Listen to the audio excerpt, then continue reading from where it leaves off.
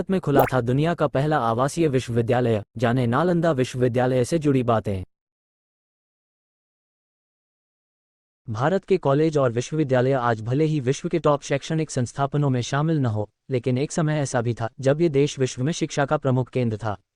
भारत में ही दुनिया का पहला आवासीय विश्वविद्यालय खुला था, जिसे हम नालंदा विश्वविद्यालय नालंदा यूनिवर्सिटी के नाम से जानते हैं। इस विश्वविद्यालय की स्थापना 485 में हुई थी। नालंदा विश्वविद्यालय प्राचीन भारत में उच्च शिक्षा का सर्वाधिक महत्वपूर्ण और विख्यात केंद्र था। प्राचीन नालंदा विश्वविद्यालय की स्थापना गुप्त काल के दौरान 5वीं सदी में कुमारगुप्त प्रथम ने किया था। इतिहास के अनुसार सन 1193 में बख्तियार खिलजी के आक्रमण के बाद इसे नेस्तनाबूद कर दिया गया था। कहा जाता है कि आक्रमण के दौरान यहाँ पर आग लगा दी गई। उस समय नालंदा विश्वविद्यालय के पुस्तकालय में इतनी किताबें थीं कि कई सप्ताह तक आग नहीं बुझ पाए। इस आक्रमण में यहाँ कार्य करने वाले कई धर्माचार्यों और बौद्ध भिक्षुओं को भी मार डाला गया था। प्राचीन नालंदा विश्वविद्यालय का पूरा परिसर एक विशाल दीवार से घिरा हुआ था, जिसमें प्रवेश के लिए एक मुख्य द्वार था। उत्तर से दक्षिण की ओर मठों की कतार थी और उनके सामने अनेक भव्य स्तूप और मंदिर थे।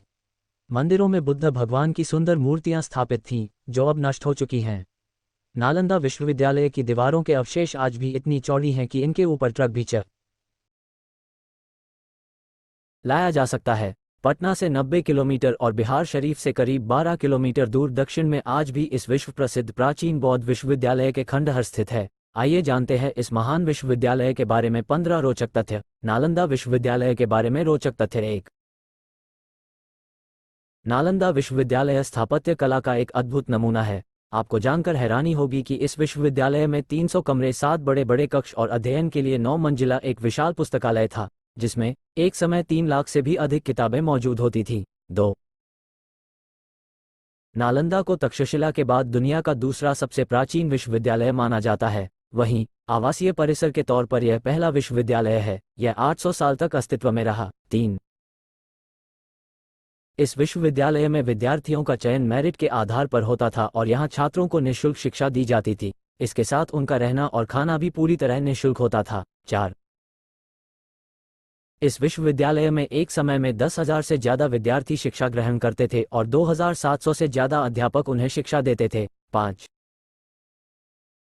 नालंदा में सिर्फ भारत ही नहीं, बल्कि कोरिया, जापान, चीन, Tibet, Indonesia, Iran, Greece, Mongolia समेत कई दूसरे देशों के छात्र भी पढ़ाई के लिए आते थे। 6। नालंदा की स्थापना 5वीं शताब्दी में गुप्त वंश के शासक सम्राट कुमारगुप्त ने की थी। इसे महान सम्राट हर्षवर्धन और पाल शासकों का भी संरक्षण मिला। नालंदा में खुदाई के दौरान ऐसी कई मुद्राएं भी मिली हैं, जिससे इस बात की पुष्टि भी होती है। 7। इस विश्वविद्यालय की स्थापना का उद्देश्य ध्यान और आध्यात्म के लिए एक स्थान बनाने से था। ऐसा भी कहा जाता है कि गौतम बुद्ध ने कई बार यहाँ की यात्रा की और यहाँ पर ध्यान लगाया। 8। इतिहास के अनुसार नालंदा विश्वविद्यालय में एक धर्मगुंज नाम की एक लाइब्रेरी थी। इसका मतलब सत्य का पर्वत से था। लाइब्रेरी के 9 मंजिलों में 3 भाग थे, जिनके नाम